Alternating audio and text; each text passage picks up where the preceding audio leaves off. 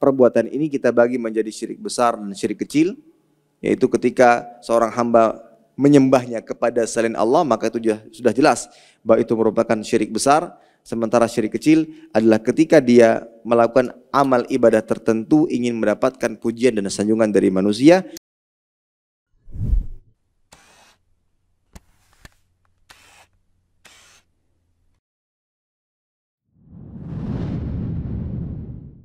Assalamualaikum warahmatullahi wabarakatuh. Innal hamdalillah nahmaduhu wa nasta'inuhu wa nastaghfiruhu wa nastahdihi wa natubu ilaihi wa na'udzu billahi min shururi anfusina wa sayyiati a'malina. May yahdihillahu fala mudilla lahu wa may yudlilhu fala hadiya lahu. Asyhadu an la ilaha illallah wahdahu la syarika lahu wa asyhadu anna Muhammadan abduhu wa rasuluhu la nabiyya wa la rasula ba'dah. Qala Allah azza wa jalla ya ayyuhalladzina amanu ittaqullaha haqqa tuqatih wa la tamutunna illa wa antum muslimun.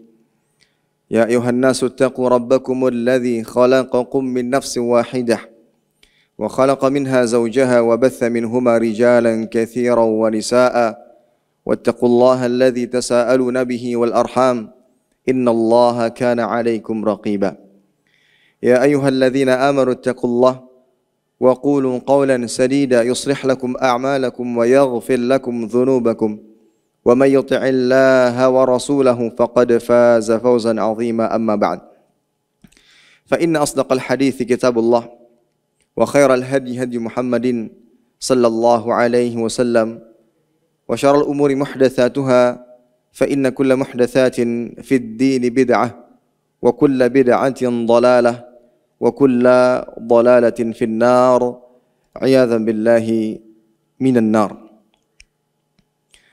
Para hadirin sekalian, terkhusus ibu-ibu dan para akhwat yang dimuliakan Allah Subhanahu wa taala, begitu pula yang menyaksikan. Semoga Allah Subhanahu wa taala senantiasa menjaga kita semuanya. Alhamdulillah, senantiasa kita panjatkan rasa syukur kita kepada Allah Tabaraka wa Ta'ala atas segala limpah nikmat dan karunia yang Allah Jalla wa Ala berikan kepada kita. Salawat dan salam senantiasa kita berikan kepada Nabi kita yang mulia, Nabi Muhammad sallallahu alaihi wasallam, beserta kerabat beliau, para sahabat, dan orang-orang yang senantiasa terus-menerus berada di jalannya sampai hari kiamat kelak. Para hadirin dan hadirat sekalian, terkhusus ibu-ibu dan para akhwat yang dimuliakan Allah Subhanahu wa taala, kembali kita melanjutkan pembacaan kitab Ad-Da' wad-Dawa yang ditulis oleh Imam Ibnu Qayyim rahimahullah taala. Dan pada kesempatan kali ini kita akan membahas seputar macam-macam kesyirikan, di mana pada sebelumnya kita sama-sama telah mengetahui bahwa syirik merupakan salah satu penyakit yang sangat berbahaya, yang mana apabila menimpa seorang hamba atau bahkan menimpa suatu tempat, maka ini bisa menjadi penyebab kerusakan.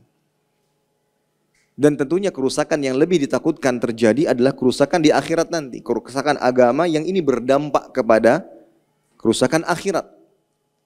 Yang semestinya seorang hamba menginginkan agar dia diberikan keselamatan, kemudian dia menjadi penghuni surga Allah Tabaraka Rahman. Karena sebab kesyirikan, maka wal'iyadzubillah, dia menjadi penghuni neraka jahim wal'iyadzubillah. Maka ini menunjukkan bahwa syirik ini merupakan salah satu penyakit atau merupakan penyakit yang paling berbahaya, yang wajib diwaspadai dan wajib dihindari oleh setiap hamba. Hanya saja kebanyakan kita tidak mengerti dan memahami macam-macam syirik yang sering kali terjadi di tengah-tengah kita. Mereka hanya mengetahui kesyirikan itu hanya sebatas kepada kita sujud kepada selain Allah, kita meminta kepada selain Allah, hanya sebatas hal itu saja. Banyak sekali perbuatan-perbuatan yang ternyata berdasarkan ketentuan syariat Islam ini adalah perbuatan syirik. Di antaranya bagaimana seorang hamba bisa berbuat syirik dalam rasa takutnya. Bagaimana ia bisa jatuh ke dalam syirik pada rasa cintanya. Bagaimana ia bisa jatuh ke dalam syirik pada sikap tawakalnya. Atau bahkan jatuh kepada kesyirikan saat dia berusaha untuk menjalankan ketaatan. Namun karena ketidaktahuannya, ternyata apa yang ia lakukan bagian dari kesyirikan kepada Allah Subhanahu wa taala yang semestinya ini wajib dihindari oleh setiap hamba. Baik, para hadirin hadirat sekalian, begitu pula para pemirsa, ibu-ibu dan akhwat yang semoga Allah Subhanahu wa taala senantiasa menjaga kita semua dari segala macam keburukan dan penyakit-penyakit yang membahayakan agama kita. InsyaAllah ta'ala pada kesempatan kali ini kita akan membaca macam-macam kesyirikan yang disebutkan di dalam kitab ini oleh penulis rahimahullah ta'ala. Kesyirikan-kesyirikan yang wajib dihindari oleh setiap hamba. Pada pertemuan sebelumnya kita sudah mengetahui bahwa syirik itu adalah menyamakan Allah Subhanahu wa taala dengan selainnya. Jadi syirik itu menyamakan, mensejajarkan Allah Tabaraka wa taala dengan selainnya. Sebagaimana dikatakan oleh para ulama bahwa syirik adalah taswiyatu ghairillah billah fi syai'in min khasaisillah. Menyamakan selain Allah dengan segala sesuatu yang menjadi kekhususan Allah Subhanahu wa taala. Kita tahu hak atau apa yang menjadi kekhususan Allah adalah seperti rububiyah. Kemudian juga hak Allah taala pada uluhiyahnya, yaitu Rabb, satu-satunya Rabb yang berhak disembah hanya Allah Subhanahu wa taala semata. Allah taala yang maha sempurna, memiliki sifat-sifat yang ulia, yang wajib kita taati, yang wajib kita ibadahi. Maka ketika ada seorang hamba yang menyamakan Allah Ta'ala pada hak rububiyah, hak uluhiyahnya kepada selain Allah Tabaraka wa Ta'ala, dia telah melakukan kesyirikan. Baik itu pada perkataan-perkataan atau perbuatan atau yang bersifat amalan-amalan hati. Seperti yang kita katakan tadi, ada syirik dalam cinta, ada syirik pada rasa takut, ada syirik dalam tawakal. Yang ketika ia sandarkan itu semua kepada selain Allah Subhanahu wa taala, yang tentunya ini wajib kita ketahui untuk kita hindari. Baik.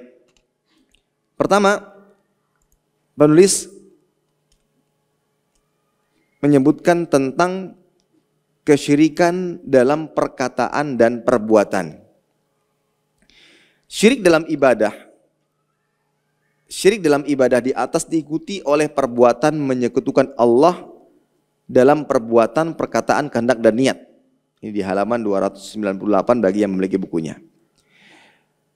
Contoh syirik dalam perbuatan adalah bersujud kepada selain Allah, bertawaf selain di Baitullah, mencukur rambut sebagai peribadahan dan ketundukan kepada selainnya, mencium bebatuan selain Hajar Aswad yang merupakan tangan kanannya di bumi, serta mencium, mengusap dan bersujud kepada kuburan. Yang tentunya itu tidaklah diajarkan di dalam syariat Islam. Nabi SAW melaknat siapa saja menjadikan kuburan para nabi dan orang-orang saleh sebagai masjid. Meskipun salat pada tempat tersebut dikerjakan untuk Allah.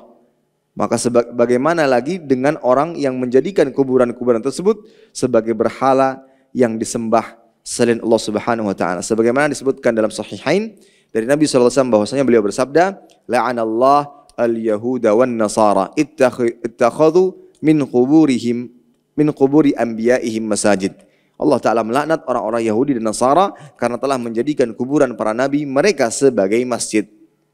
Diriwayatkan dalam As-Sahih dari Nabi sallallahu alaihi wasallam, beliau bersabda, "Inna min syirarin nas man tudrikuhum as-sa'atu wa hum ahya." walladzina yattakhidunal qubura masajid.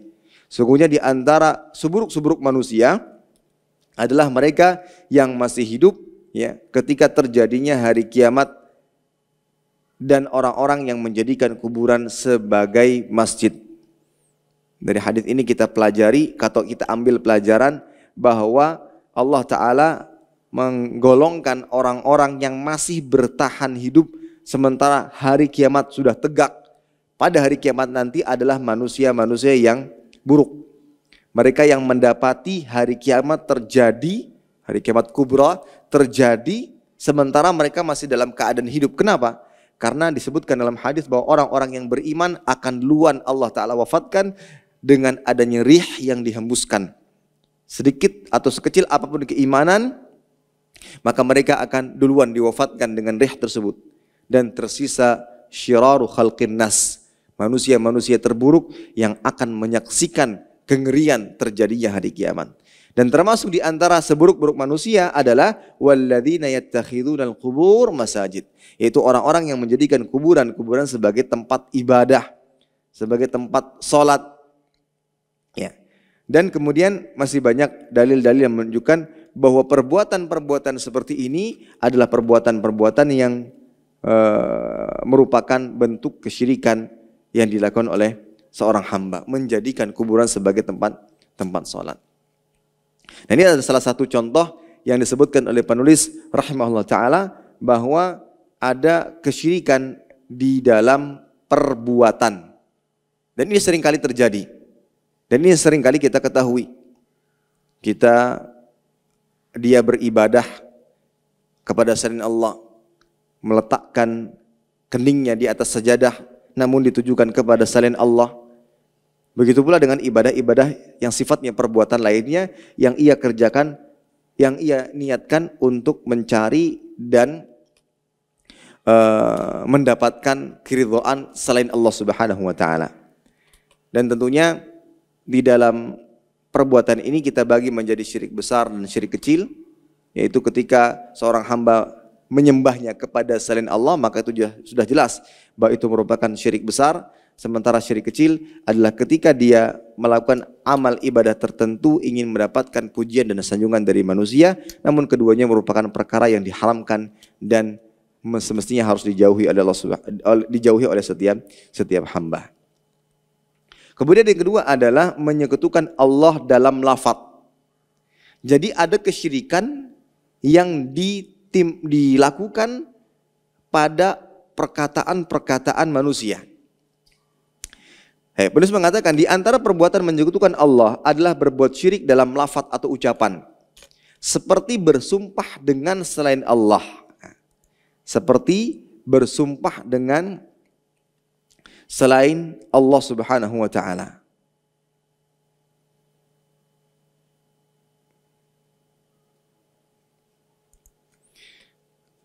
Imam Ahmad dan Imam Abu Daud meriwayatkan dari Nabi SAW bahwasanya beliau bersabda, "Man halafa bi ghairillah faqad asyrak."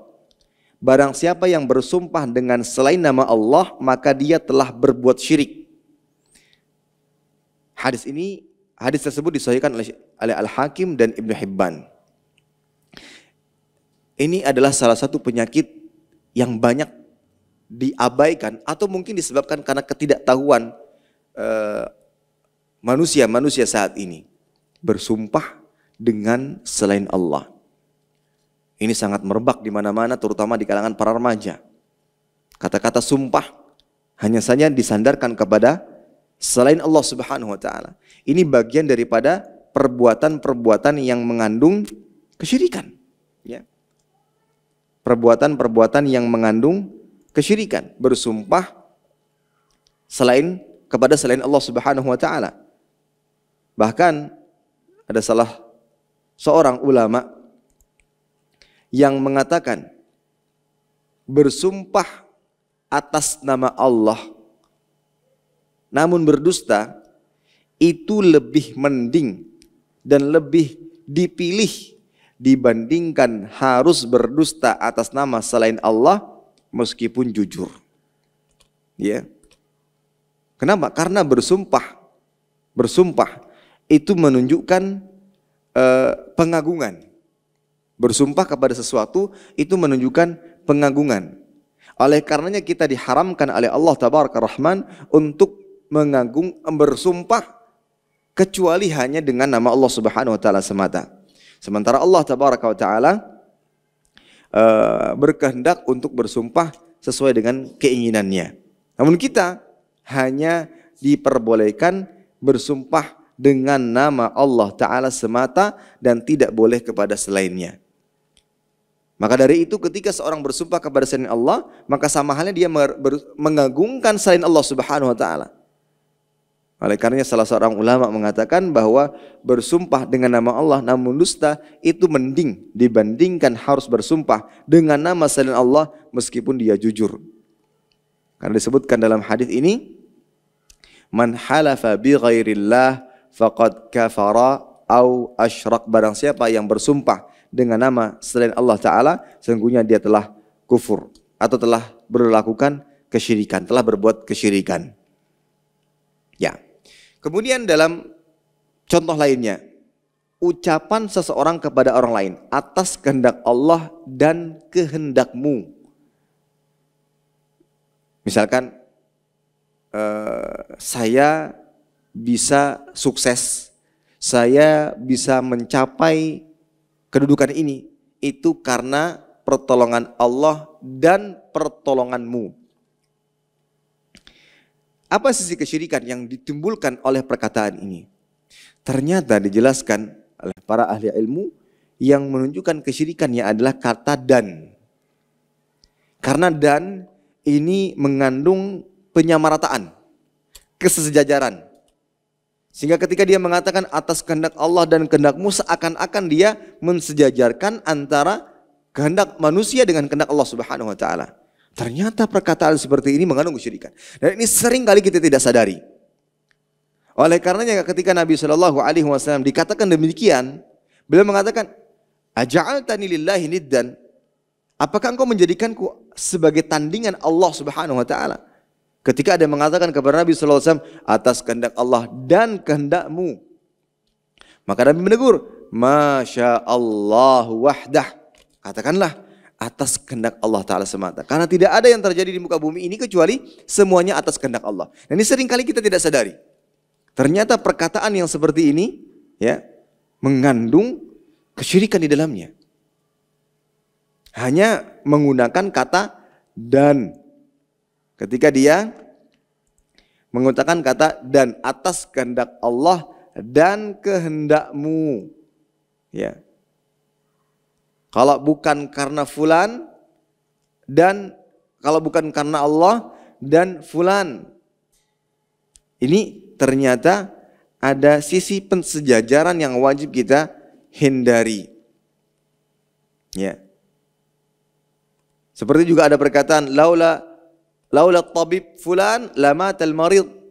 Kalau bukan seandainya karena dokter ini bisa sudah mati.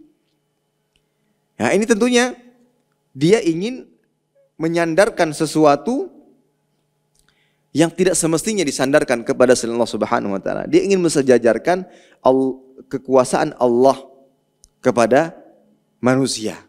Nah, ini kadang yang sering kita abaikan.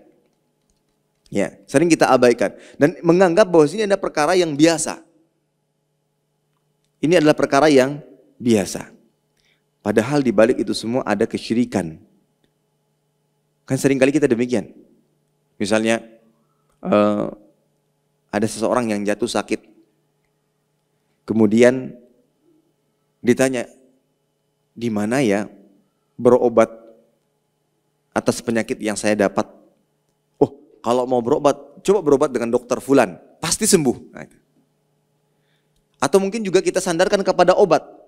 Kalau pakai obat ini pasti sembuh. Lupa kita menyandarkan bahwa yang memberikan kesembuhan itu Allah Tabaraka Rahman.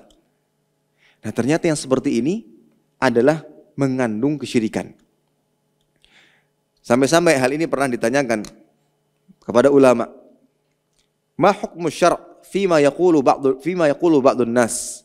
Laula tabib fulan lamatal marid. Apa hukum dalam syariat? Apa yang dikatakan sebagian orang seandainya tidak ada dokter fulan, pasti saya sudah mati. Ya. Kalau bukan karena pengalaman Thayyar, salah seorang pilot misalkan ya, la saqatit ta'irah, niscaya pesawat akan jatuh. Laulal mudarris fulan la rasibat tullab.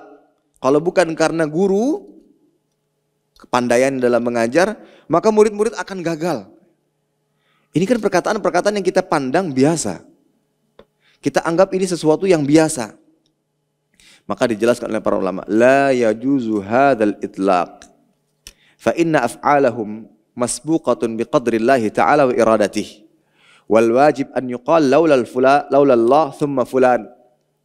Liyakuna fi'lat tabib awil mudarris masbuqan bi iradatillahi wa qudratihi wa khalqihi wa masyiatihi.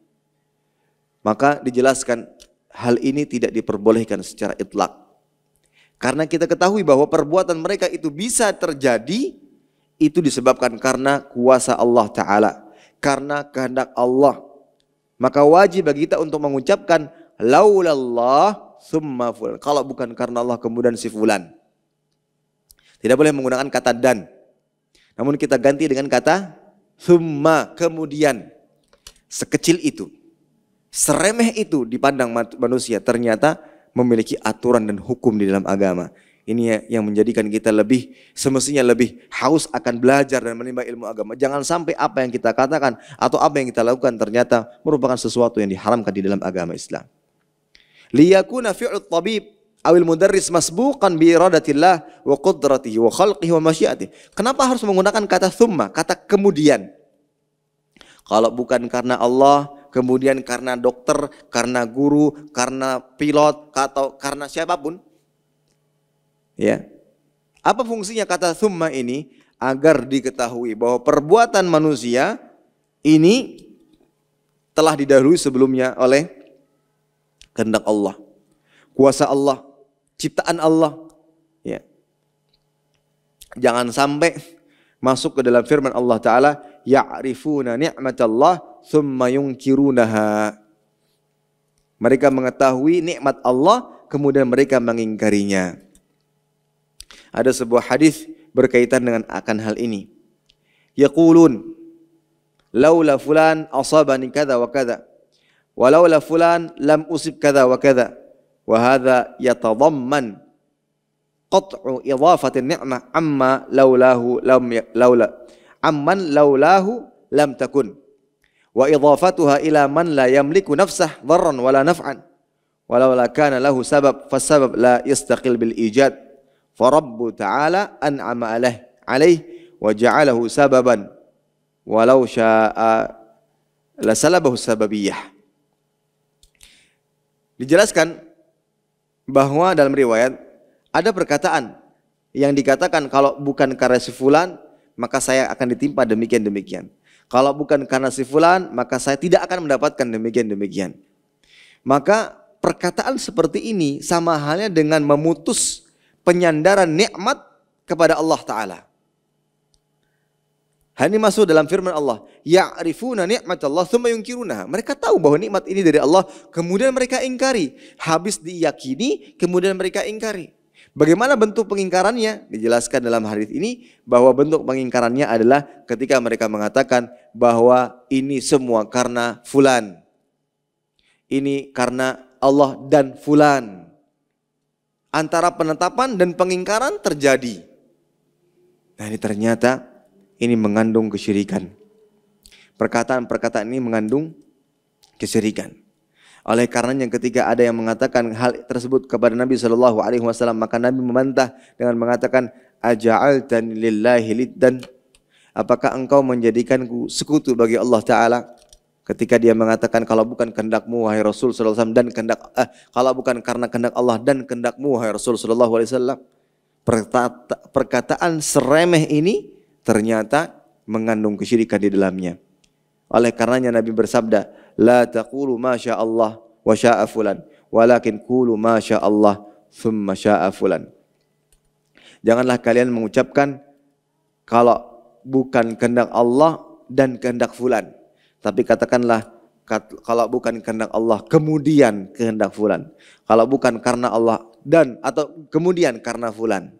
Karena kata dan atau karena kata dan ini menunjukkan pensejajaran dan kita diharamkan untuk mengucapkannya. Sementara kata thumma ini menunjukkan adanya urutan. Bahwa apa yang kita lakukan itu karena kehendak Allah, karena kudrah dari Allah Subhanahu wa ta'ala.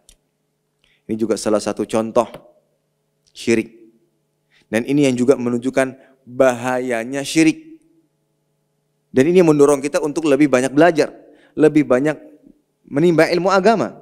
Agar jangan sampai hal-hal yang kita pandang remeh-temeh ternyata bagian yang diharamkan oleh Allah Subhanahu wa taala. Ya. Ya hanya sekedar mengucapkan kata dan saja dalam konteks ini ternyata bisa menjadikan seorang hamba jatuh kepada perbuatan syirik. Ya. Kemudian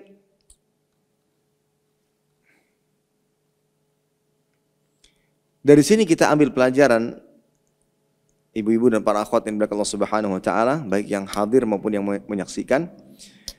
Dari sini kita bisa ambil pelajaran bahwa lisan merupakan salah satu anggota badan yang harus senantiasa kita jaga. Yang harus kita jaga. Karena dikatakan oleh Nabi SAW bahwa innal abda la yatakallamu bil kalimah min ridwanillah la yulqi laha balan yarfa'uhu Allah biha darajat wa innal abda la yatakallamu bil kalimah min sukhtillah la yulqi laha balan yahwi biha fi jahannam. Sesungguhnya ada seorang hamba benar-benar berbicara dengan satu kalimat, bahkan satu kata yang termasuk keridhaan Allah Ta'ala, dia tidak menganggapnya penting, ternyata itu menjadi sebab dia mendapatkan pahala dan diangkat derajatnya. Karena satu kata. Tapi katanya adalah kata-kata yang diridhai Allah Subhanahu Wa Ta'ala. Kebalikannya ada seorang hamba yang mengucapkan satu kata, namun kata ini dimurkai oleh Allah Ta'ala, dan dia memang tidak menganggapnya penting, ternyata itu menjadi sebab dia terjungkar ke dalam neraka wal'iyadzubillah. Salah satu kata yang wajib diwaspadai adalah dalam konteks ini. Mengucapkan kata dan dalam konteks ini ternyata itu menunjukkan adanya pensejajaran antara Allah Ta'ala dengan makhluknya. Ini termasuk yang kita wajib waspadai. Termasuk sesuatu yang wajib diwaspadai. Baik, lanjut. Demikianlah meskipun dalam hal ini Allah Ta'ala juga menyatakan bahwa para hambanya mempunyai kehendak.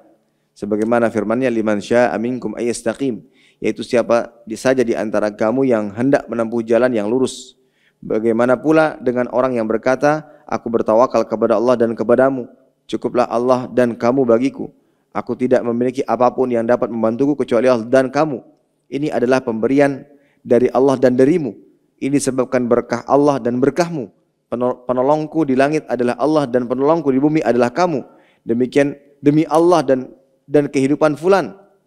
Aku bernazar kepada Allah dan fulan. Aku bertobat karena Allah dan fulan. Aku berharap kepada Allah dan fulan. Serta ungkapan yang sejenis dengannya. Ini sepertinya remeh sekali. Ini seringkali kita dengar keluar dari lisan-lisan di antara kita. Dan ternyata ini semua sesuatu yang tidak dibenarkan dalam agama. Bandingkanlah antara lafaz-lafaz di atas dengan ucapan antas kehendak Allah dan kehendakmu. Lalu cermati dengan seksama manakah yang lebih buruk.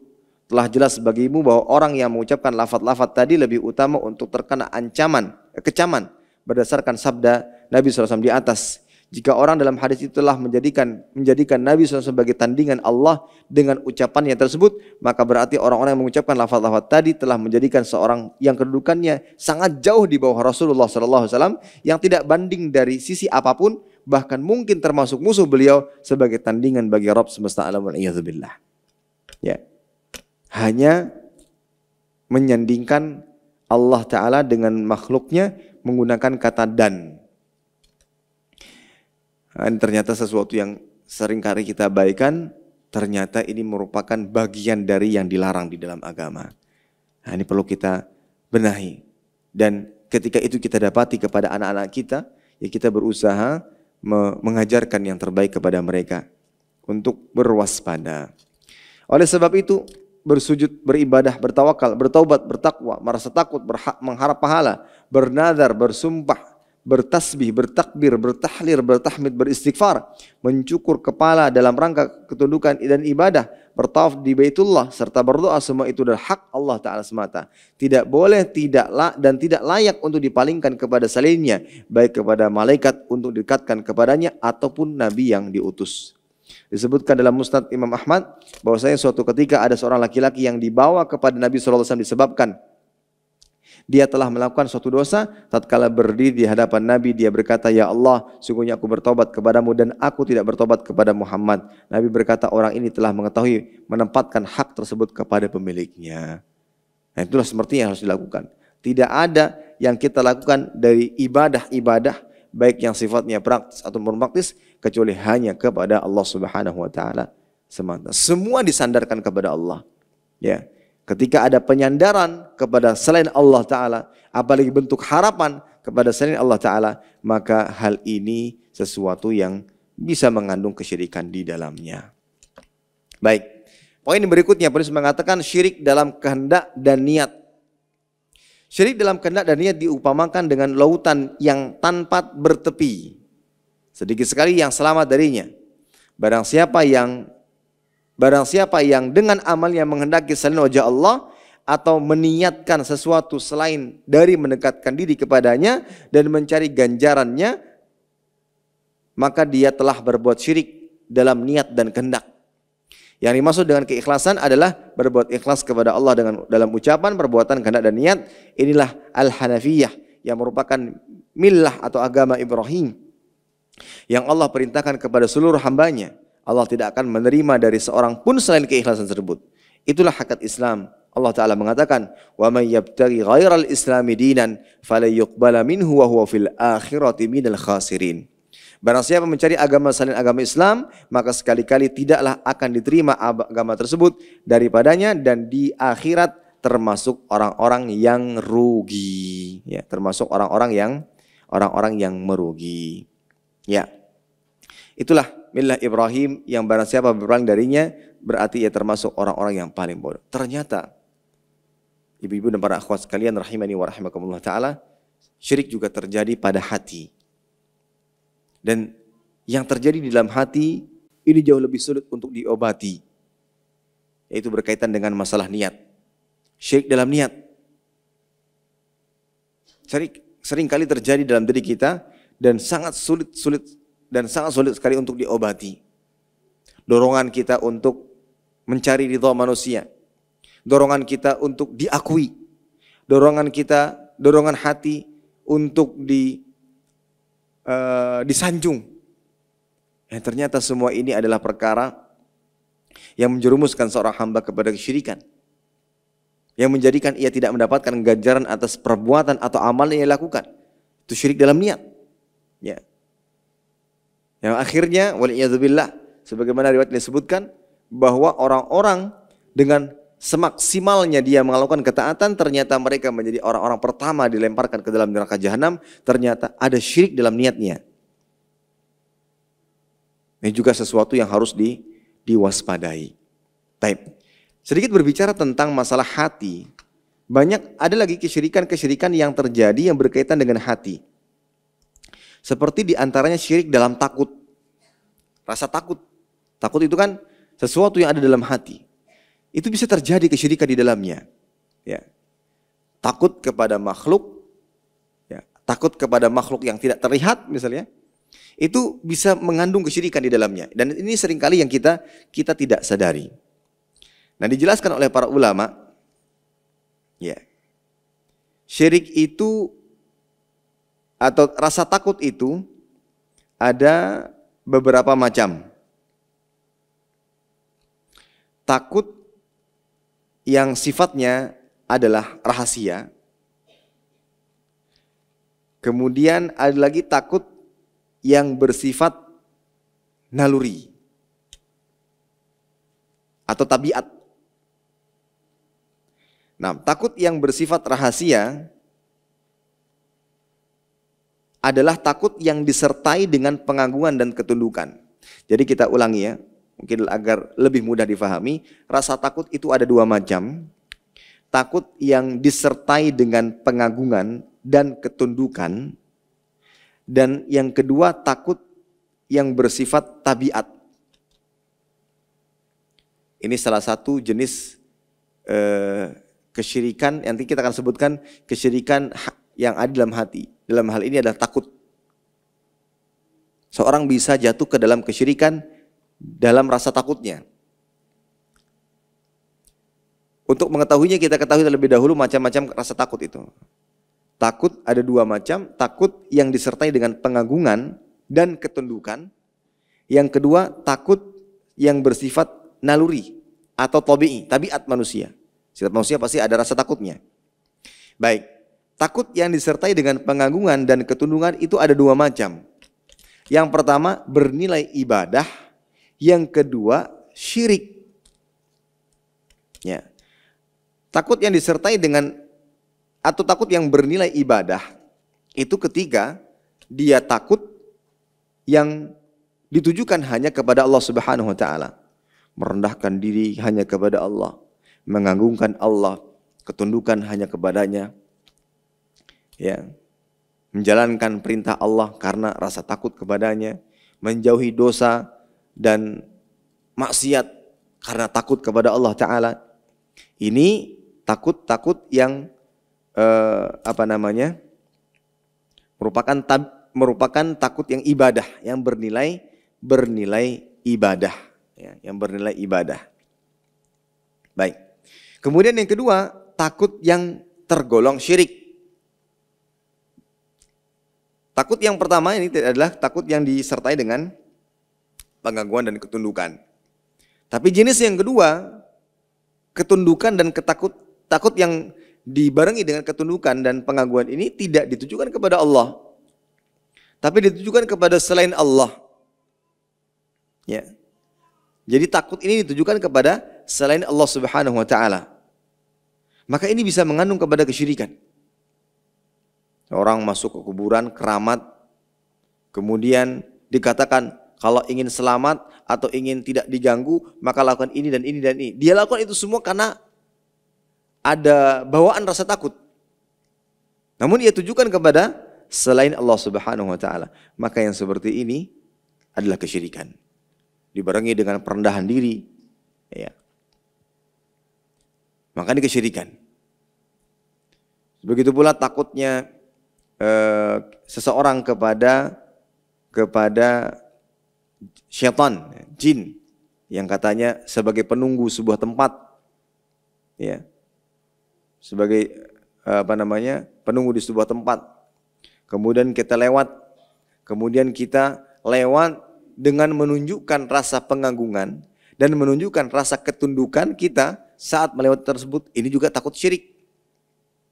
Apalagi dibarengi dengan ada tindakan-tindakan sesuatu yang menunjukkan bahwa kita tunduk dan patuh kepadanya. Seperti dikatakan kalau mau lewat tempat-tempat yang angker, tempat-tempat yang ada penunggunya, itu harus permisi, baik dengan perkataan atau dengan tanda-tanda tertentu. Maka dari itu ada sebagian yang melakukannya. Misalkan lewat di sebuah tempat angker, dia permisi dengan cara klakson, atau mungkin dengan cara suara atau berbicara.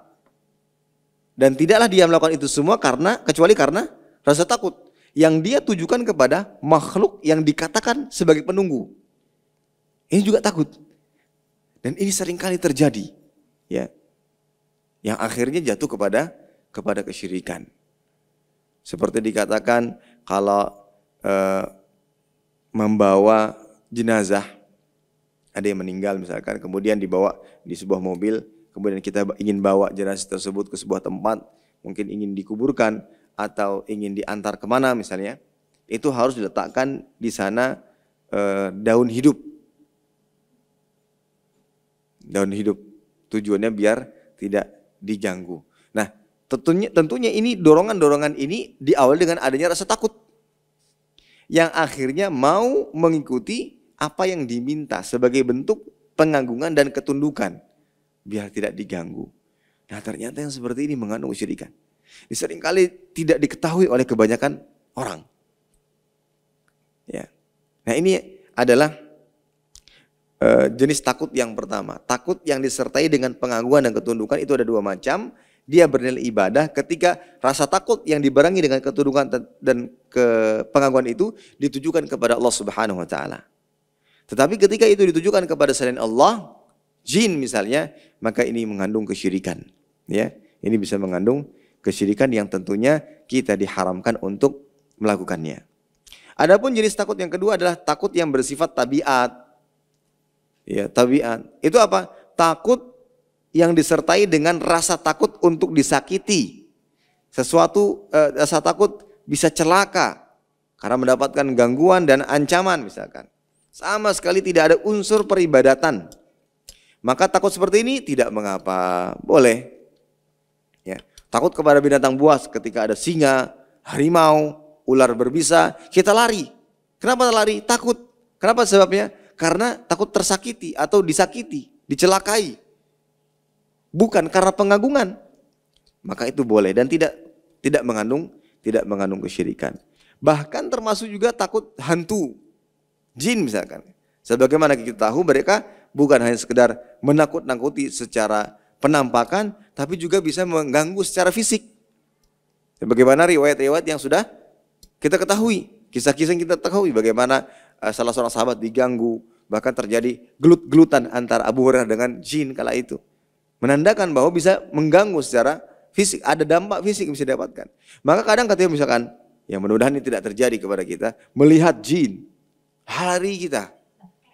lari.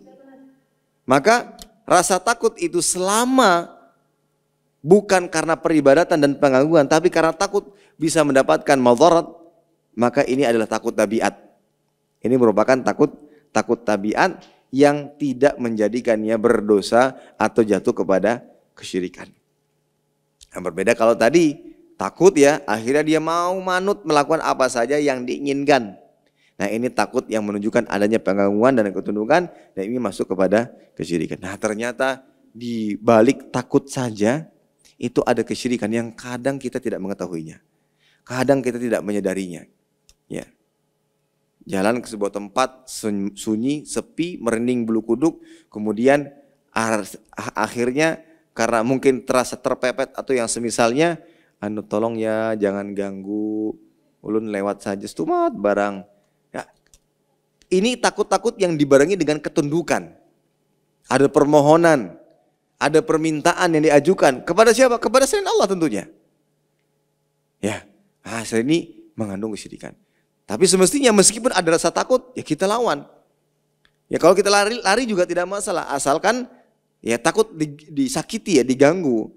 Tapi bukan menunjukkan peribadatan atau juga pengabdian atau ketundukan kita kepadanya. Atau bahkan yang lebih baik lagi adalah kita lawan dengan membaca ayat-ayat Allah, membaca doa-doa yang diajarkan oleh Rasulullah SAW. Seperti diantaranya, A'udzu bikalimatillahi tammati min syarri ma khalaq.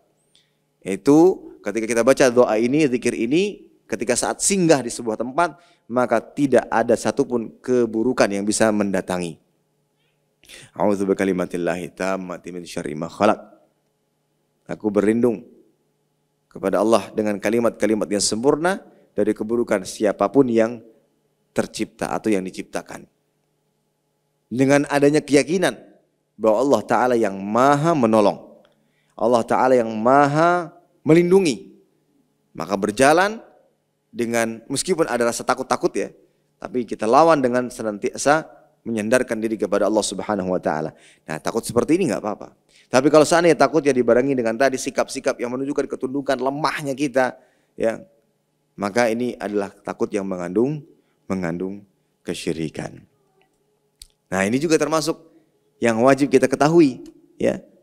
Yang banyak sekali tidak diketahui oleh kebanyakan kita. Ya, anak-anak misalkan kadang kan ya wajar ketika mereka takut akan kegelapan, ya. Itu disampaikan. Nah, boleh takut, tapi jangan sampai takut kita ya kita tujukan kepada selain Allah. Oleh karena itu pada saat tersebut apa yang harus diingat? Allah Subhanahu wa taala. Allah yang maha menjaga kita. Maka kita ingat Allah Subhanahu wa taala. Ini kan pendidikan-pendidikan yang semestinya harus kita berikan kepada anak-anak kita. Ya kan kadang seperti itu, apalagi dengan luar biasa tontonan-tontonan saat ini. Ya. Ada tontonan hantu, film-film tertentu itu disampaikan kepada anak-anak. Nah, kadang juga kita keliru ketika ingin menakut-nakuti anak kita. Nak, kalau maghrib itu jangan keluarlah. Ya. Karena ada ini dan ini dan ini misalkan. Tapi tanpa kita berikan benteng kuat dalam diri mereka. Tanpa ada arahan sebelumnya. Akhirnya ini membuat mereka menjadi hanya takut kepada hantu, tetapi tidak diberi dengan adanya takut boleh. Tapi tetap semua harus disandarkan kepada Allah. Ya. Tidak boleh ketakutan kita membuat kita tunduk kepadanya. Kita kembalikan kepada kita minta perlindungan dari Allah Subhanahu wa taala. Nah, seringkali kan kita menakut-nakuti mereka dengan hal-hal tersebut, tapi lupa untuk memberikan bimbingan kepada mereka bagaimana rasa takut yang semestinya.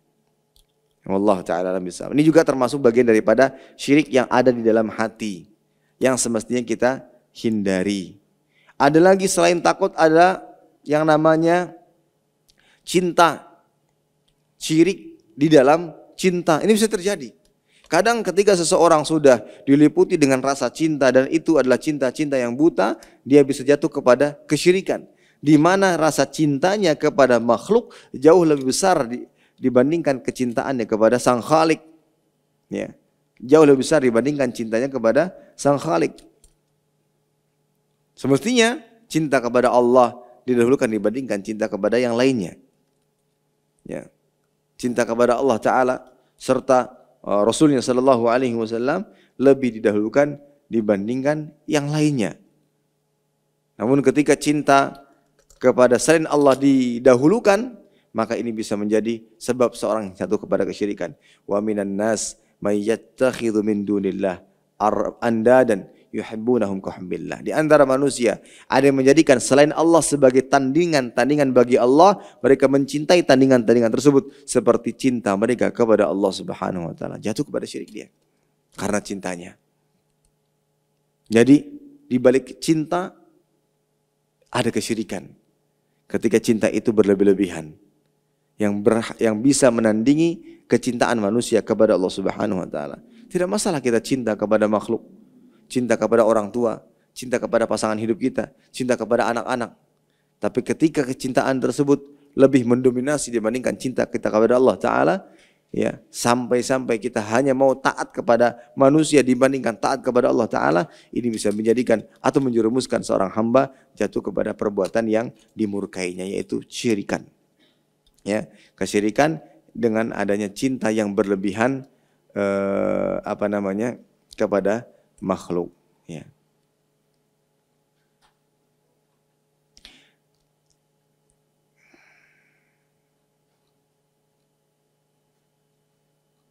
Baik. Kemudian ada lagi cinta kesyirikan pada tawakal. Cinta atau kesyirikan Kesyirikan di dalam tawakal. Ini juga seringkali kita tidak sadari.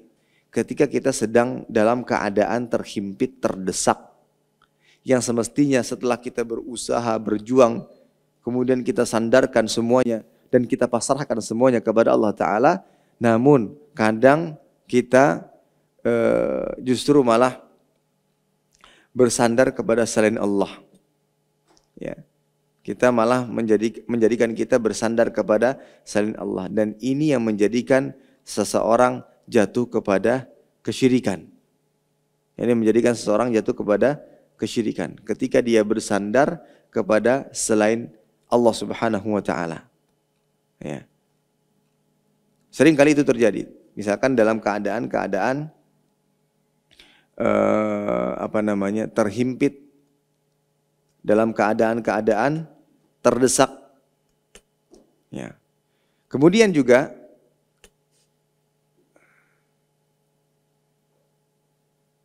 Salah satu penyebab kapan tawakal itu menjadi syirik. Jadi ketika seorang bertawakal itu menjadi syirik. Itu apabila ya, tadi seperti yang kita katakan yang pertama, dia menyandarkan dia menyandarkan segala sesuatu kepada selain Allah Subhanahu wa taala. Kemudian dalam bertawakal, dalam melakukan sebab-sebab, dia meyakini bahwa segala sesuatu baik itu kebaikan atau keburukan itu ditimbulkan dari sebab-sebab yang ia lakukan. Dia lupa menyandarkan ini kepada Allah. Maka ini bisa menjadi sebab dia jatuh kepada kesyirikan, bahkan kesyirikan yang besar. Ya, bahkan kepada kesyirikan yang besar. Nah, ini semua merupakan kesyirikan yang ini merupakan contoh kesyirikan yang wajib kita hindari. Taib. Nah, itu macam kesyirikan yang berkaitan dengan hati. Tadi sudah berkaitan dengan perbuatan, ketika seorang hamba bersujud kepada selain Allah, menjadikan kuburan-kuburan sebagai masjid, tempat ibadah sebagaimana yang dibawakan dalilnya oleh penulis. Kemudian yang kedua, kesyirikan yang berkaitan dengan lafaz, ucapan-ucapan, doa meminta kepada selain Allah. Ada juga yang tadi lafaz-lafaz yang ternyata mengandung kesyirikan yang sering kali kita tidak ketahui. Kata dan yang ternyata menunjukkan kesejajaran, atau sebagaimana disebutkan tadi, sebagaimana Allah Ta'ala mengatakan ya'rifuna ni'matallah tsumma yunkirunaha, mereka mengetahui kenikmatan Allah kemudian malah mereka ingkari.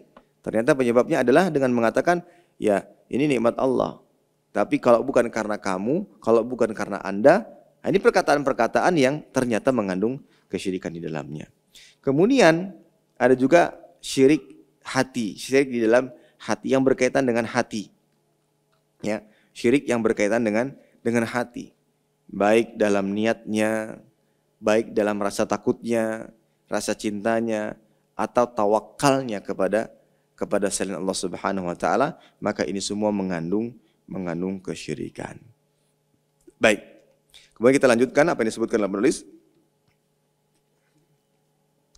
Apabila kamu telah memahami penjelasan di atas, niscaya jawaban atas soal sebelumnya akan terbuka untukmu. Dengan demikian dapat kami simpulkan, sementara dari Allah sajalah kami minta kebenaran. Sebagai berikut. Hakikat syirik adalah merupakan hakikat syirik adalah menyerupakan diri dengan sang pencipta dan menyerupakan makhluk dengannya. Inilah hakikat tasbih, pemahaman musyabbihah, yang menyerupakan Allah dengan makhluknya yang sebenarnya. Paham ini tidak menetapkan sifat-sifat kesempurnaan yang ditetapkan Allah bagi dirinya sendiri dan yang disifatkan oleh Rasul sallallahu alaihi wasallam.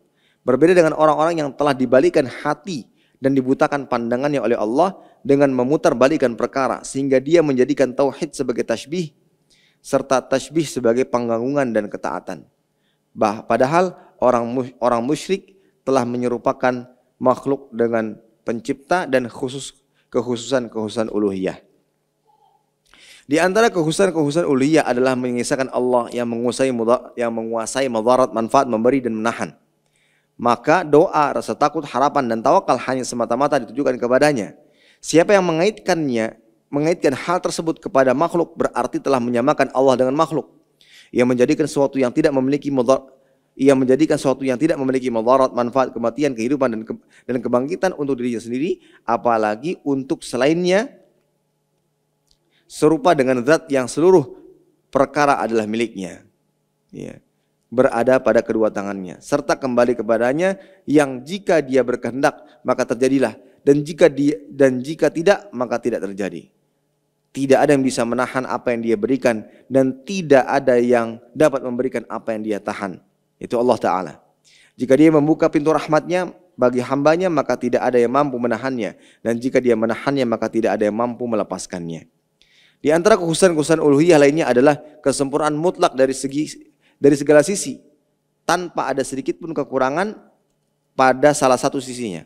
Hal ini memberikan keyakinan bahwa ibadah adalah semata-mata hanya untuknya, pengagungan, pemuliaan, rasa takut, doa, pengharapan, taubat, tawakal, memohon pertolongan, serta sebenar-benarnya penghinaan diri yang diiringi menghinakan diri yang diiringi dengan kecintaan, semua itu wajib hanya untuknya, baik secara akal, syariat maupun fitrah. Semua itu pasti tertolak jika ditujukan kepada selainnya, baik secara akal, syariat maupun fitrah. Barang siapa menjadikan sebagian darinya untuk selainnya, maka dia telah menyamakan selainnya dengan zat yang tidak memiliki tandingan. Ia merupakan penyerupaan yang paling buruk dan paling batil. Disebabkan keburukannya sekaligus puncak kezaliman yang terkandung di dalamnya, Allah Ta'ala mengabarkan kepada para hambanya bahwa dia tidak akan mengampuni perkara tersebut meskipun dia telah menetapkan kasih yang atas dirinya. Innallaha la yaghfiru an yushraka bihi wa yaghfiru ma duna dzalika liman yasha. Sungguhnya Allah Ta'ala tidak mengampuni dosa syirik dan mengampuni dosa-dosa yang lainnya sesuai dengan kehendaknya. Allah Ta'ala telah menetapkan di atas dirinya rahmat kasih sayang. Bahkan beliau mengatakan, sabaqat rahmati ghadabi. Rahmatku itu mendahului murkaku. Bahkan besar sekali kasih yang Allah Ta'ala kepada hamba-hambanya. Sehingga dalam mendekatkan pemahaman para sahabat akan besarnya kasih yang Allah Ta'ala kepada hamba-hambanya, Nabi SAW memisalkan seorang wanita yang mampu dan bisa melemparkan anaknya dalam kobaran api. Maka para sahabat menjawab, tentu tidak mungkin karena itu adalah anaknya. Maka Nabi mengatakan, dan Allah Ta'ala arhamu bi'ibadihi bihadhihi min waladiha. Allah Ta'ala lebih cinta, lebih sayang kepada hamba-hambanya dibandingkan ibu ini terhadap anaknya. Sebesar itu kasih Allah Ta'ala kepada hambanya, Allah Ta'ala tidak mengampuni seseorang yang berdosa kesyirikan. Ya, Allah Ta'ala tidak mengampuni orang-orang yang melakukan kesyirikan. Maka dari itu perkara tauhid, perkara akidah ini adalah perkara yang harus menjadi fokus dan perhatian utama bagi kita.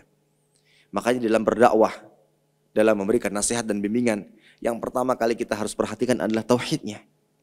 Tauhidnya. Karena mungkin orang-orang sekitar kita yang ingin kita dakwahi masih memiliki kebiasaan-kebiasaan maksiat yang sulit untuk lepas dan masih melekat. Mungkin itu kita tunda dan kita lebih fokus kepada bagaimana ia agar betul-betul mentauhidkan Allah Ta'ala. Karena dengan tauhid ini, insya Allah Ta'ala, apa yang menjadi tuntutan dan menjadi kewajiban atasnya akan lebih mudah untuk diterima dan dijalankan. Ya. Ini pentingnya masalah tauhid. Tauhid sebab masuk surga. Tauhid sebab keselamatan hamba dari siksa. Ya. Karena tauhid sebagai kunci keselamatan itu ada dua macam. Yang pertama, sebab atau kunci keselamatan dari siksa api neraka. Yang kedua, kunci keselamatan dari keabadian di neraka. Tauhid itu merupakan kunci surga.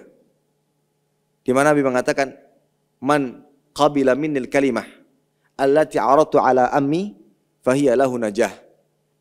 Barang siapa yang menerima kalimat dariku yang pernah aku tawarkan kepada pamanku, faraddaha, kemudian dia menolaknya, fahiya lahu najah. Maka kalimat tersebut adalah kunci keberhasilan dan kesuksesan kelak baginya pada hari kiamat. Ya, kesuksesan baginya kelak pada hari kiamat. Yang dimaksud dengan kalimat ini adalah kalimat tauhid, la ilaha illallah. Maka ia sebagai kunci keselamatan itu difahami atau dijelaskan para ulama menjadi dua bagian. Yang pertama, kunci keselamatan dari siksa. Dalam arti orang yang bertauhid tidak akan pernah tersentuh siksa api neraka. Atau yang kedua, dia keselamatan dari keabadian siksa. Karena kan orang yang disiksa di neraka itu ada dua macam. Ada yang abadi, ada yang tidak abadi. Ada yang kekal dalam neraka, ada yang tidak. Yang kekal dalam neraka adalah mereka yang melakukan kesyirikan, yang kufur kepada Allah Tabaraka Rahman, ya, yang akan mendapatkan tempat di neraka yang paling bawah. Sebagaimana pernah Nabi mengatakan tentang pamannya, ya, laula syafaati, kalau bukan karena syafaatku, lakana fid darkil asfali minan nar. Kalau bukan karena syafaat yang diberikan kepada pamannya, niscaya dia akan berada di neraka yang paling bawah. Padahal telah banyak berjuang untuk Islam.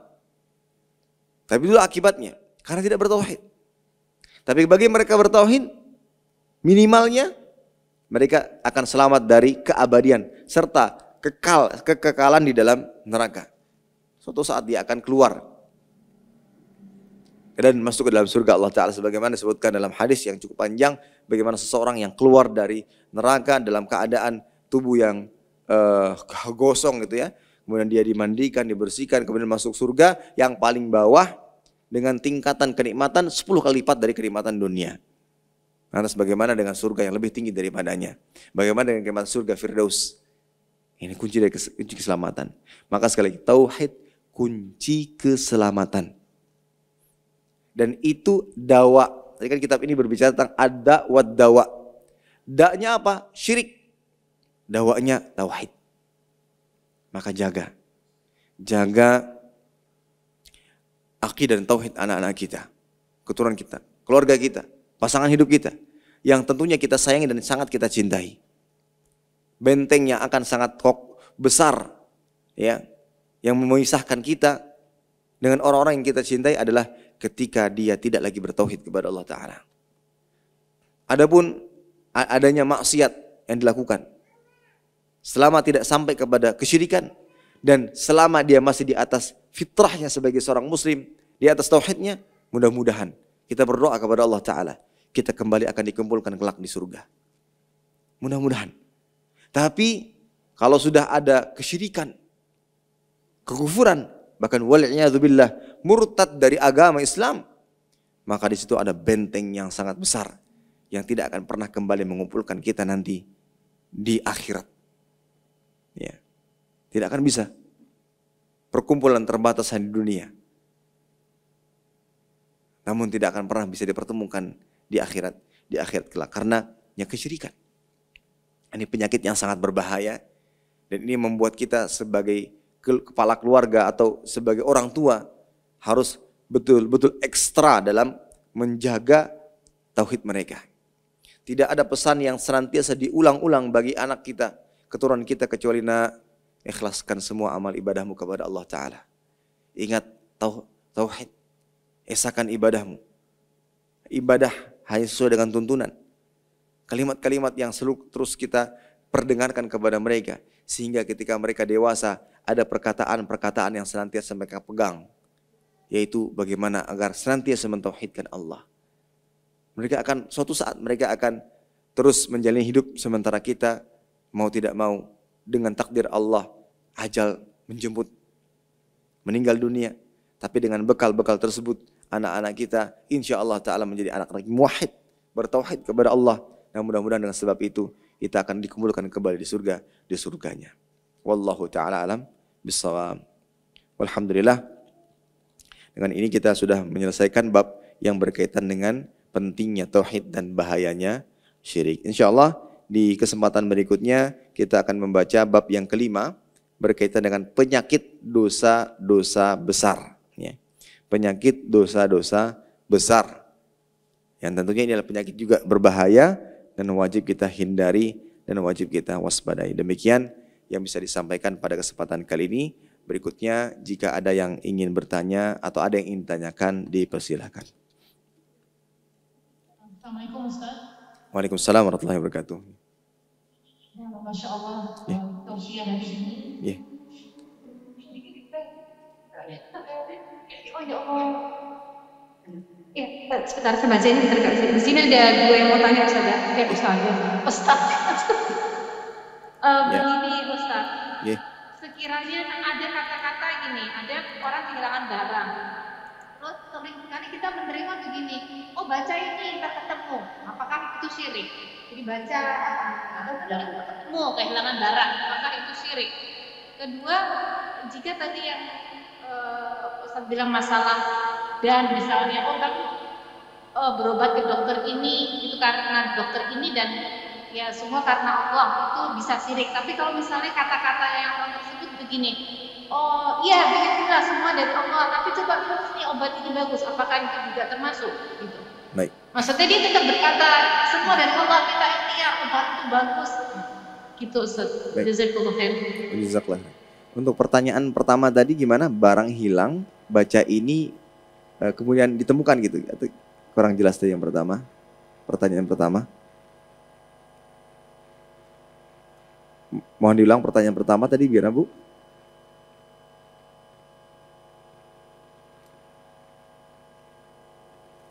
Baik. Yang pertama tadi ini Ustaz, kalau misalnya ada kehilangan darah, sering sekali saya mendengar gitu Ustaz, baca surat ini insya Allah ketemu, baca surat ini. Oh, Apakah baca syirik surat. juga, Oh ya, Ustaz? ya, ya. Baik. Iya, saya lupa suratnya apa, sering ketemu gitu Ustaz. Baik, bismillah, alhamdulillah, wassalatu wassalamu ala rasulillahi amma ba'd. Berkaitan tentang apa yang disampaikan, tentunya ini semua bermuara dan bersumber kepada hati. Ya, bersumber kepada hati. Seperti tadi dalam permasalahan berobat. Kita tahu ada sebagian dokter-dokter yang sering kali mendapati kasus, misalkan ada yang sakit, beliau kasih obat, beliau periksa, dan beliau analisa, kemudian beliau kasih obatnya. Seringkali mendapati pasien langsung sembuh dengan waktu yang singkat. Hari berobat, besok sembuh misalkan. Mungkin obatnya paten dan segala macamnya. Boleh saja kita sebagai akhdul asbab, kita akhdul asbab, mengambil sebab. Kita hanya berobat kepada dokter-dokter yang memiliki analisis yang kuat. Kemudian bisa memberikan obat yang tepat. Sehingga kita berobat kepada beliau atau dokter-dokter tersebut. Hanya saja hati-hati dengan hati kita yang justru malah lebih bersandar kepada manusia, lebih bersandar kepada obat yang diberikan olehnya, itulah dokter tersebut, dibandingkan kita berdoa kepada Allah Ta'ala. Kadang kan ketika kita mendapatkan sakit, kita langsung terpikir, ya apa yang kita pikirkan yang paling pertama kali adalah, ini langsung ke dokter. Lupa kita bahwa yang menyembuhkan, yang memberikan kesembuhan adalah Allah Subhanahu Wa Ta'ala. Anak sakit, kadang orang tua panik, langsung apa? Wah, ini dokter nih, kita langsung dokter ke sana, kita langsung minum obat ini dan obat ini. Kenapa? Kita tidak pertama kali yang kita ingat adalah Allah Ta'ala. Kenapa? Obat yang pertama kali kita berikan sebagaimana ruqyah yang diajarkan di dalam agama. Kita bacakan kepadanya Al-Fatihah. Kita bacakan di dalamnya doa-doa yang diajarkan. Sebagai bentuk pengamalan apa yang diajarkan dalam Islam. Karena kita ingat bahwa yang memberikan kesembuhan adalah Subhanahu Wa Ta'ala. Nah, apa yang disampaikan tadi adalah sebentuk nasihat kepada kita semua. Kadang kita kalau sudah dalam keadaan terhimpit, kadang sempit, kita lupa untuk menyandarkan bahwa sumber keselamatan, yang memberi keselamatan, yang memberi kesembuhan, yang memberi kesuksesan, itu Allah Subhanahu Wa Ta'ala. Nah, ini bisa kadang membuat kita jatuh kepada syirik hati. Jadi seakan-akan menyandingkan Allah yang memberikan keselamatan kepada makhluknya. Meskipun kita kalau berbicara ini syirik besar atau syirik kecil, ini pembahasan lain. Tapi yang jelas mau besar maupun kecil, tentunya kita hindari. Jangan sampai kita mengenai atau jatuh kepada kesyirikan meskipun itu kecil. Nah, ini berkaitan yang pertama. Atau begitu pula tadi, kalau ada benda yang hilang, silakan baca surat ini, terlepas ya, apakah itu ada contohnya atau tidaknya. Ketika kita bersandar kepada sesuatu dan lupa bahwa apa yang memberikan nikmat, yang memberikan kemudahan, yang memberikan kenikmatan itu Allah Subhanahu Wa Ta'ala, dan lebih menyandarkan hati kita kepada makhluknya, maka ini bisa menjadi sebab kita jatuh kepada sesuatu yang diharamkan Allah Subhanahu Wa Ta'ala. Sebagaimana Nabi kan mengajarkan kepada kita, lan yunji ahadun amaluhul jannah, la yudkhil ahadan minkum amaluhul jannah wa la yunjihi minan nar. Tidak ada seorang pun yang bisa masuk surga dan terselamatkan dari siksa oleh sebab amalnya. Tidak ada seorang pun di antara kita yang bisa masuk surga, yang terselamatkan dari siksa karena amal perbuatan kita. Yang membuat kita, ya ini kan usaha saya. Kita sandarkan semua kepada usaha jerih payah kita, keringat kita. Dan lupa kepada siapa yang memberikan rahmat. Lupa kepada siapa yang memberikan keselamatan dan kesuksesan serta kemenangan kelak pada hari kiamat. Maka Nabi menegaskan hal demikian. Meskipun itu Nabi SAW, kita tahu bagaimana kualitas ibadah Nabi. Kita tahu bagaimana kuantitas dan kualitas luar biasa dari ibadah Nabi SAW. Ternyata yang menjadi penyebab utama masuk surga, karena Allah Ta'ala menyayangi kita. Dengan usaha dan jerih payah yang kita lakukan. Nah, ini juga sama. Ini mengajarkan kita untuk selalu lebih menyerahkan diri kita, pasrah hanya kepada Allah Subhanahu wa Ta'ala. Di samping kita akhdul asbab, mengambil sebab. Oleh karenanya dibimbing dalam Islam, ya. Kalau dalam mengucapkan, hati-hati. Misalkan kita salah satu bentuk mengambil sebabnya kita berobat ke dokter, ya. Kita minta bantuan manusia, itu ambil sebab. Tetapi tetap dalam meyakini atau dalam keyakinan kita meyakini bahwa yang memberikan kesembuhan Allah, yang memberikan keselamatan Allah. Makanya dalam mengucapkan ada aturannya. Kalau bukan karena Allah, kemudian karena fulan, itu boleh. Karena kita dengan ucapan tersebut memahami bahwa fulan ini bisa menolong kita, membantu kita karena kehendak Allah Subhanahu wa Ta'ala. Nah, itu saja. Jadi kalau mengucapkan, coba berobat dengan si fulan, berobat dengan dokter fulan, atau silakan minum obat ini. Mudah-mudahan Allah Ta'ala memberikan kesembuhan. Nah, itu yang membuat kita ingat bahwa yang memberikan kesembuhan itu adalah Allah Subhanahu wa Ta'ala. Tapi salah satu bentuk sebabnya adalah ya berobat. Gitu. Nah, kadang-kala kita lupa. Nah, inilah yang perlu kita ingatkan bersama. Wallahu ta'ala alam bissawab. Kalau misalnya tadi dikasih teman saran seperti itu, jawabnya gimana Ustaz ya? Baca surat itu kita menjawabnya gimana Ustaz ya? Kita ya udahlah, kita minta sama Allah kemudahan untuk ketemu barang tersebut. Misalnya kita menjawab ke temannya itu apa ya Ustaz? Baik. Bismillahirrahmanirrahim. Wassalatu wassalamu Rasulillah. Yang pertama, tentunya wallahualam saya kurang tahu apa amalan yang dimaksud itu dengan baca surat tertentu kemudian kita bisa dapat barang hilang gitu ya. Wallahualam saya kurang tahu. Yang jelas itu kan dia ingin menyandarkan sesuatu dengan amalan. Mengamalkan amalan tertentu, faidahnya bisa mendapatkan barang yang hilang. Itu kan amalan. Sementara kita tahu bahwa tidaklah kita diperbolehkan untuk mengamalkan amalan tertentu. Itu kan membaca-baca surat itu kan sudah bagian daripada amal ibadah. Tidaklah boleh kita menjalankan amal ibadah tertentu kecuali yang ada tuntunannya, ya kan? Mari kembali lagi kepada itu. Nah, tapi bagaimana sikap kita? Yang pertama, kita ucapkan, Ibu, jazakillah khairan atas perhatiannya. Itu kan perhatian ya. Kita kehilangan barang. Aduh, tas saya hilang. Sepeda motor hilang. Semoga enggak ada yang terjadi ya. Ini hilang. Kemudian ada, Bu, saya tahu caranya Bu. Ibu baca ini sekian ratus kali, insya Allah nanti barang akan datang sendiri misalnya. Nah, kita kan, ini ada amalannya apa tidak ya? Kan dia menganjurkan untuk mengamalkan sesuatu. Ya, yang pertama yang kita katakan, terima kasih Bu atas perhatiannya. Saya akan berdoa kepada Allah Ta'ala, mudah-mudahan Allah memberikan kemudahan bagi saya untuk mempertemukan barang yang hilang. Nah, itu mungkin jawaban yang lebih baiklah menurut saya, tanpa harus menyinggung. Karena orang datang kepada kita memberikan saran macam-macam, ya itu semua berangkat dari perhatian. Maka kita apresiasi perhatiannya, tapi apakah kita lakukan dan kita amalkan apa yang disampaikan, maka kita lihat kembali apakah itu ada tuntunannya ataukah tidak.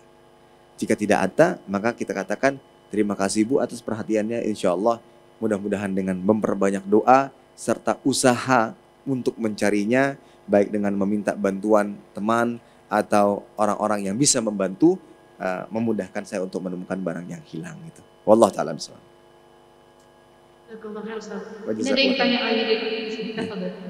Assalamualaikum warahmatullahi wabarakatuh. Waalaikumsalam warahmatullahi wabarakatuh. Berbicara tentang ruqyah, sampai di mana, sampai sebagian jauhkah kita mendetek bahwa seseorang melakukan ruqyah, apakah itu syekh atau ustaz, tidak syirik. Baik. Bismillahirrahmanirrahim. Wassalatu wassalamu Rasulillah. Ruqyah itu adalah salah satu ibadah. Hanya saja ada sebagian yang salah mengartikan ruqyah. Dalam artian dia menggunakan kata ruqyah namun dengan tata cara yang tidak dibenarkan oleh syariat. yaitu dengan meruqyah dengan kalimat-kalimat atau lafaz-lafaz yang tidak diajarkan, atau dengan doa-doa tapi tidak pernah diajarkan sebelumnya, atau bahkan di dalam doa-doa lafaz-lafaz tersebut ada mengandung kata-kata yang syirik misalnya, itu tidak diperbolehkan. Ya, ini ada ruqyah syar'iyah, ada ruqyah syirkiyah, bahkan ruqyah yang mengandung syar'i atau ruqyah yang syar'i, ada ruqyah yang mengandung kesyirikan bahkan. Yaitu dengan mengucapkan doa-doa yang tidak diajarkan, bahkan ada lafaz-lafaz tertentu yang mengandung kesyirikan di dalamnya. Nah, kita diajarkan atau diperbolehkan untuk ruqyah, tapi ruqyah syar'iyah. Kapan sesuatu itu dikatakan ruqyah syar'iyah? Ketika kita meruqyah berdasarkan yang dicontohkan oleh Rasul sallallahu alaihi wasallam dan apa yang diajarkan di dalam agama, yaitu menggunakan doa-doa yang diajarkan, ya. Berdoa misalkan dengan membaca Al-Fatihah. Doa Al-Fatihah itu sebutkan dalam sebuah kisah, ada para sahabat yang singgah di sebuah tempat, kemudian didapati tokoh dari tempat tersebut mendapati penyakit, digigit binatang yang berbisa dan yang membuat beliau sakit parah. Maka sahabat-sahabat ini datang kepadanya dan inti kisahnya seperti itu, datang dimintai untuk mengobati, kemudian beliau mengobatinya dengan membacakan surat Al-Fatihah dengan izin Allah Subhanahu wa taala, dan kehendak darinya orang tersebut diberikan kesembuhan. Dari sini disebutkan oleh para ulama, Al-Fatihah ini salah satu lafaz untuk meruqyah. Kita bacakan Al-Fatihah. Ya. Atau Allahumma rabban nas adhibil ba'sa ishfi anta syafi. Doa-doa yang diajarkan oleh Nabi sallallahu alaihi wasallam. Ya. Doa-doa yang diajarkan oleh Nabi sallallahu alaihi wasallam. Begitu pula doa-doa yang lainnya yang dimana sebelumnya diajarkan ucapkan bismillah 3 kali, kemudian letakkan tangan kita di area yang sakit, baca doa bismillah 3 kali, kemudian membaca doa Allah bi'izzatillah wa qudrati min syarri ma ajidu wa hadir. Nah, ini kan doa-doa yang diajarkan. Maka dengan cara seperti ini kita telah menjalankan ruqyah atau melakukan ruqyah yang disyariatkan dan diajarkan oleh Islam. Sampai kapan? Ya kita terus lakukan. Di samping kita berusaha dan mengambil sebab dengan ilmu kesehatan dan kedokteran, namun di sisi lain kita juga meruqyahnya dengan ruqyah yang diajarkan oleh Islam. Ketika ingin memberikan obat, ya, ketika ingin memberikan obat, kita bacakan apa yang diajarkan. Ketika kita yang sakit sedang terbaring istirahat, ya, sambil menemani kita bacakan doa-doa yang diajarkan. Sampai kapan? Ya mudah-mudahan dengan itu semua kita harapannya sampai sembuh. Gitu. Wallahu ta'ala alam bissawab. Jadi partisipan ada yang mau tanya, raise hand, silahkan langsung bertanya. Ada yang mau tanyakan? Tafadhol.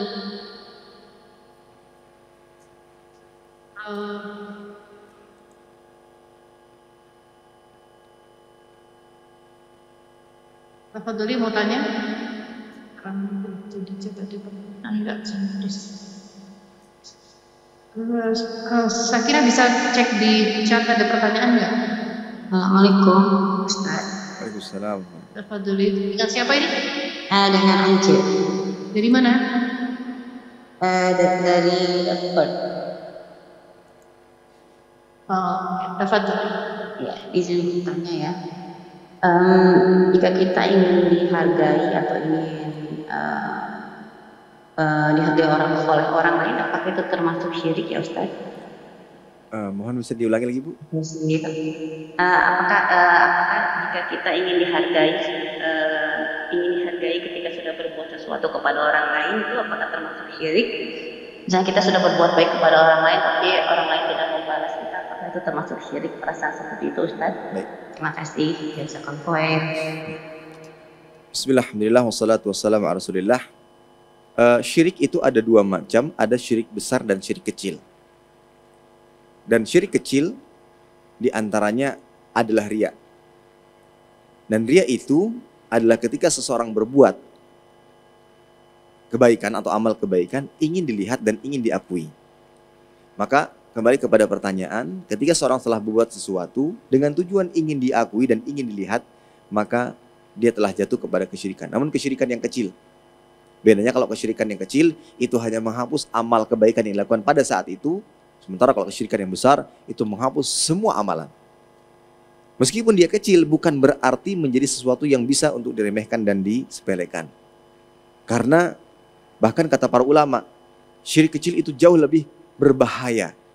Kenapa? Karena dia diibaratkan seperti semut hitam yang berada di atas batu hitam di kegelapan malam. Banyak sekali di antara kita yang banyak melakukan amal kebaikan, ternyata itu semua tidak diterima oleh Allah Tabaraka Rahman. Kenapa? Karena ada kesyirikan kecil di dalamnya, karena kita ingin diakui, karena kita ingin lihat, ingin dikatakan baik, ingin dikatakan soleh, ingin dikatakan dermawan, ingin dikatakan yang paling ini dan paling itu, yang ternyata itu menjadi penyebab tak satu pun di antara amal yang dilakukan diterima oleh Allah Subhanahu wa Ta'ala. Maka dalam hadis disebutkan 3 orang yang pertama kali dilemparkan ke dalam neraka adalah mereka-mereka yang di dunia dikenali sebagai ahli ibadah, ahli zakat, ahli sedekah, dikatakan dermawan, orang yang berjihad, orang yang berilmu. Ternyata mereka semua dilemparkan ke dalam neraka karena dalam mengamalkan itu semua tujuannya untuk diakui, untuk dilihat. Ya, ini tentunya adalah sesuatu yang kita waspadai. Jadi kembali kepada pertanyaan, itu sesuatu yang masuk dalam kategori syirik kecil atau yang disebut dengan riya, berbuat ingin dilihat, ya, berbuat ingin dilihat. Oleh karena itu di antara yang membantu kita untuk mendapatkan keikhlasan adalah mengamalkan atau mengaplikasikan apa yang dijelaskan oleh Imam Ibnu Qayyim berkaitan dengan keikhlasan, yaitu alla tatluba ala amalika syahidan wala mujazian siwah.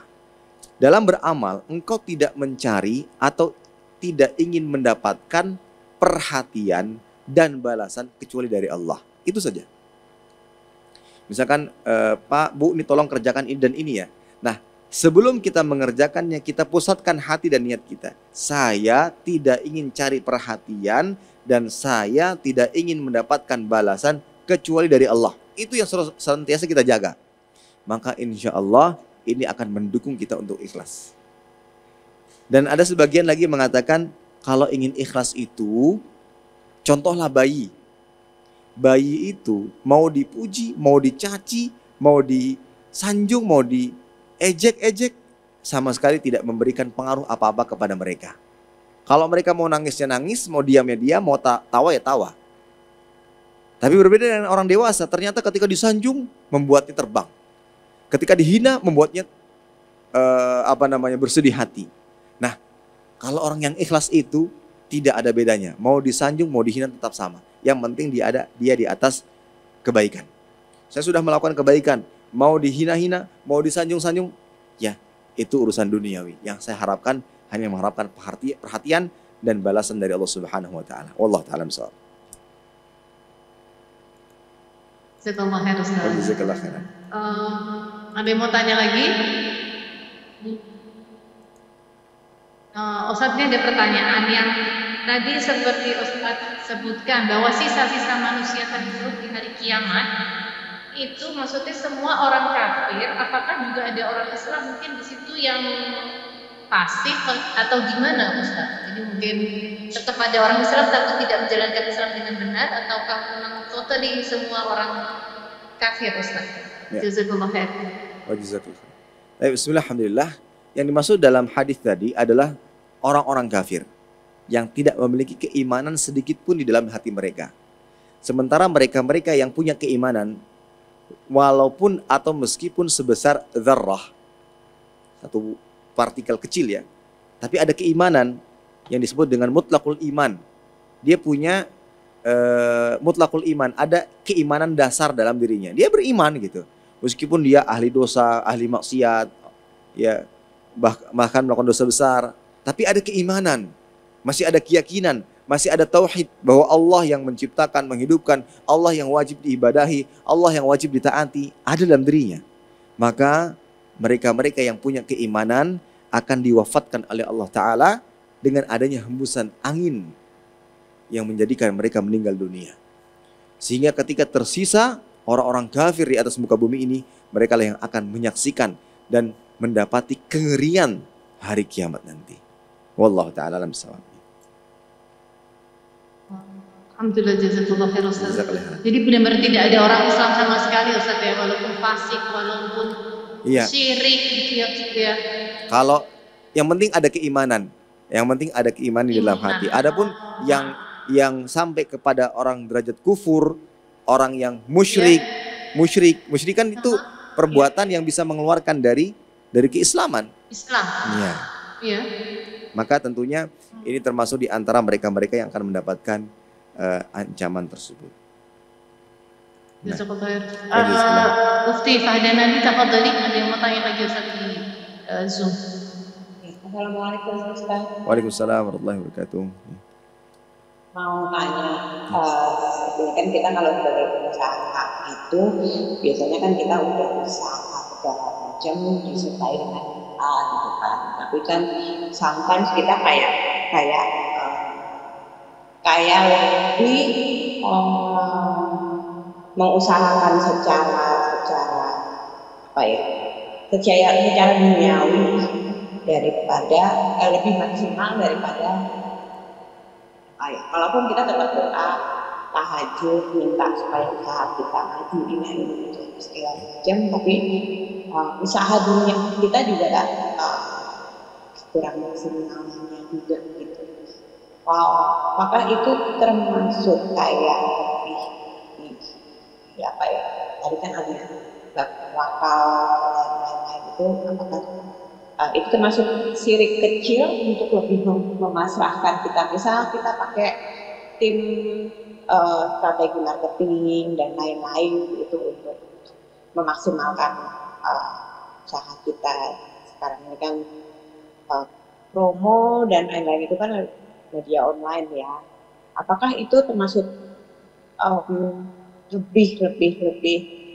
lebih usaha keduniawinya daripada pasrah ke Allahnya, itu termasuk syirik kecil atau gimana Pak? Baik. Ya, saya kira. Yang bisa ulun tangkap, misalkan seseorang berbisnis dan tentunya di balik bisnis tersebut dia ingin mendapatkan keuntungan yang sebanyak-banyaknya.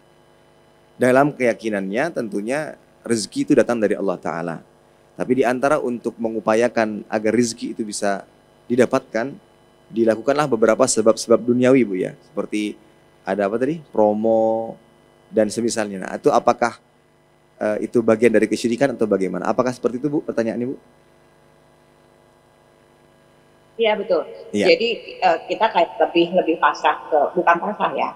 Mengupayakannya kayak ngerekrut tim marketing dan segala macam, lebih kayak tanpa pasrah ya. Lebih percaya dengan daya upaya dari tim ini, bukan lebih percaya ya. Dua-dua kita jalanin. Sholat, tahajud dan segala macam, duha dan segala macam itu tetap kita jalanin. Tapi dengan merekrut tim ini juga apakah cukup dengan kita pasrah ke Allah atau tetap dengan upaya seperti itu juga harus maksimal. Baik. Bismillahirrahmanirrahim. Bisa difahami Bu apa yang dimaksud? Perlu dibedakan antara akhdul asbab, sebab-sebab duniawi, dengan kita menyandarkan hati. Kalau mengambil sebab duniawi, maka kita tentunya berbuat semaksimal mungkin. Misalkan ini untuk menunjang kesuksesan kita dalam bisnis kita, apa yang bisa kita lakukan? Oh, ada promosi, ada promo, kita lakukan ini. Kita perlu tim yang memikirkan ini dan itu untuk memberikan ya langkah-langkah gebrakan-gebrakan yang terbaik agar usaha serta bisnis kita bisa berkembang. Ini akhdul asbab. Tetapi yang berkaitan dengan penyandaran hati, kita tidak akan pernah bisa menyandarkan ini semua kepada manusia. Kita harus menyandarkan semuanya kepada Allah Subhanahu wa taala. Apa yang saya lakukan ini hanya sebagai sebab. Namun hasilnya itu hanya bisa didapatkan ketika Allah Ta'ala mengizinkan. Ya. Betapa banyak, ya, dan itu dibuktikan. Betapa banyak orang-orang yang punya perencanaan yang sudah 100% matang, yang semestinya tidak ada celah lagi untuk bisa ada celah lagi untuk mendapatkan kerugian. Ternyata Allah berkehendak lain, rugi-rugi, bangkrut, nggak laku gitu. Kenapa? Karena Allah tidak menghendaki. Oleh karena dari itu, kalau masalah mengambil sebab, maka lakukan yang terbaik. Buat perencanaan sematang mungkin, buat tim sebaik mungkin dengan harapan kita mendapatkan hasil yang terbaik. Tapi kalau berbicara bersandarnya hati, kita hanya bersandar kepada Allah Subhanahu wa taala. Disitulah beriman muncul, ya. Bagaimana biar mendapatkan kemudahan? Saya harus lebih dekat kepada Allah taala, harus lebih taat kepada Allah taala. Kita teringat dengan firman Allah, "Wa may yattaqillah yaj'al lahu makhraja wa yarzuqhu min haitsu la yahtasib." Barang siapa yang bertakwa kepada Allah, Allah Ta'ala akan berikan jalan keluar dan akan berikan rezeki dari arah yang tidak disangka-sangka. Oleh karena itu, untuk mewujudkan hal tersebut, apa yang dilakukan? Dia kumpulkan timnya, dia nasihatkan kepadanya. Kita memang punya rencana. Ada ahli ini, ada ahli ini, ada ahli ini, ada ahli rencana segala macam. Kita bisa melakukan semuanya. Namun ini semua ketika Allah tidak menghendakinya, tak satu pun rupiah yang bisa kita dapatkan darinya. Maka oleh karena itu saya nasihatkan, saya wasiatkan semuanya bertakwa kepada Allah, lebih dekat diri kepada Allah. Ini kan nasihat-nasihat yang kita bangun kepada karyawan kita, sehingga meskipun mereka punya skill dan keahlian yang luar biasa, namun tidak lupa untuk terus menyandarkan semuanya kepada Allah Subhanahu Wa Taala. Dengan cara seperti ini, insya Allah akan seimbang. Dan inilah hakikat tawakal sebenarnya. Di satu sisi dia berusaha, di sisi lain dia sandarkan semuanya kepada Allah Subhanahu wa taala. Dengan cara seperti itu, insya Allah tidak jatuh kepada kesyirikan. Nah, berbeda halnya dengan orang-orang yang sombong, punya skill, punya keahlian yang akhirnya dia sandarkan seluruhnya kepada kemampuannya, lupa yang menyadarkan kepada Allah Ta'ala, bahkan sampai kepada ujub, maka dia telah jatuh kepada kesyirikan. Bahkan ujub itu jauh lebih berbahaya dibandingkan riya. Riya itu dia menyekutukan Allah Ta'ala dalam ibadah. Riya itu hubungannya dengan ibadah. Dan dia menyekutukan Allah dengan makhluk yang lainnya, karena ingin dilihat oleh makhluk yang lainnya. Sementara ujub itu dalam ibadah bisa ujub, dan dalam selain ibadah juga ujub. Misalkan sukses bisnis, itu bisa dia ujub, ya, bisa ujub. Dan juga ujub itu dia sedang menyandarkan atau mensejajarkan antara Allah dengan dirinya sendiri. Nah, itu apabila dia lupa bertawakal kepada Allah Subhanahu wa taala. Wallahu taala alam bissawab. Jazakallah khair Ustaz atas kuliahnya hari ini. Silakan ditutup Ustaz kajian. Baik. Alhamdulillah kita sudah berada di penghujung kajian. Mudah-mudahan apa yang disampaikan bisa diambil manfaatnya, terutama bagi yang menyampaikan. Kurang lebihnya mohon maaf. Semua kebenaran hanya datang dari Allah Subhanahu wa taala. Adapun ada kekurangan dan kekhilafan datangnya dari saya pribadi karena kurangnya ilmu saya miliki, Allah Ta'ala dan Rasulnya berlepas darinya. Kita tutup dengan doa kafaratul majlis. Subhanakallahumma bihamdika asyhadu an la ilaha illa anta astaghfiruka wa atubu ilaik. Wassalamualaikum warahmatullahi wabarakatuh. Terima kasih. Jazakumullah khairan wa barakallahu fikum. Video ini dibuat atas partisipasi dari donasi Anda. Semoga menjadi amal jariah bagi Anda semuanya.